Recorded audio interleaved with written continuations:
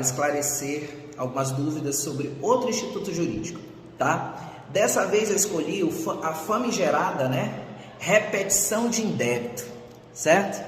Bom, gente, a repetição de indébito, ela está prevista tanto no Código Civil, tá? No direito privado, por excelência, quanto no direito do consumidor, certo? Eu vou me restringir ao direito do consumidor para que o vídeo não fique muito grande, tá bom? Tá, antes de mais nada, o que é a repetição de indébito, tá? Repetição de indébito é um direito e uma ação judicial, que tem como objetivo, certo?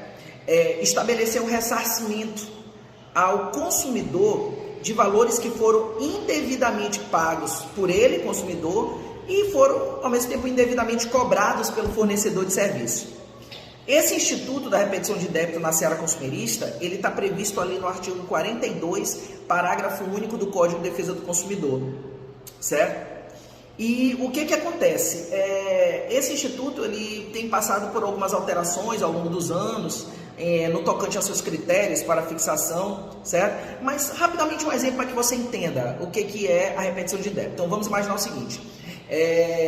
A conta de luz na sua casa deu R$300, só um exemplo, R$300.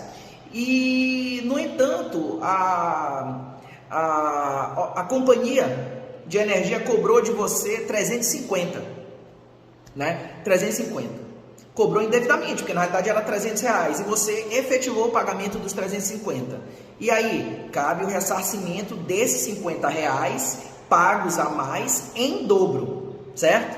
Agora, entendam bem, o ressarcimento, em especial em dobro, não é do valor todo, mas apenas do que foi pago em excesso, no caso, R$50. Então, no meu exemplo, caberá uma ação judicial para o ressarcimento em dobro dos R$50 a mais, logo terá direito ao ressarcimento de R$100. No caso, o consumidor terá direito ao ressarcimento de R$100 de acordo com esse meu exemplo.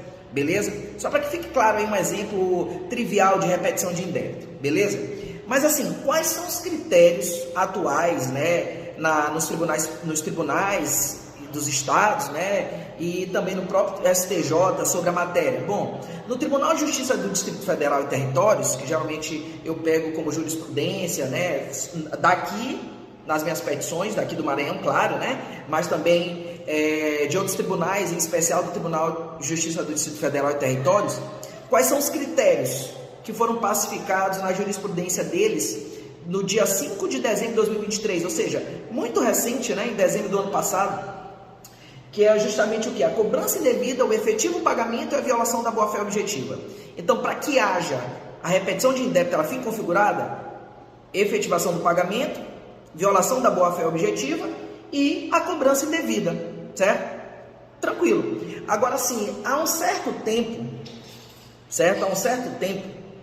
a terceira e quarta turmas da segunda sessão do STJ ainda fixava, como um dos critérios para a configuração da repetição de indébito, a questão da exigência do elemento volitivo da má-fé, certo? Do dolo e da má-fé.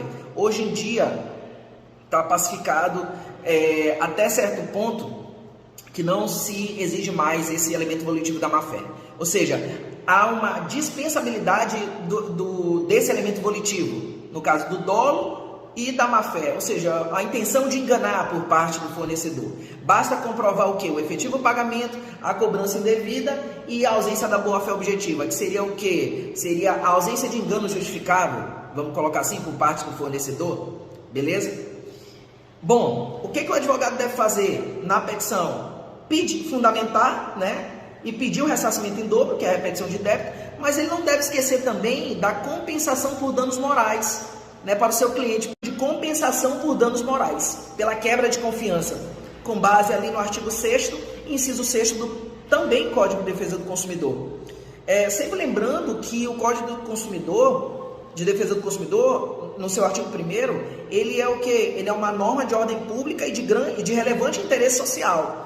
Então, as mais das vezes, o consumidor é vulnerável na prestação de serviços perante o fornecedor, certo? Então, de fato, ele foi, o consumidor, ele foi alvo ali, ele se sujeitou a uma prática abusiva, Então cabe ali também, dentro da petição inicial, né, um pedido de compensação por danos morais.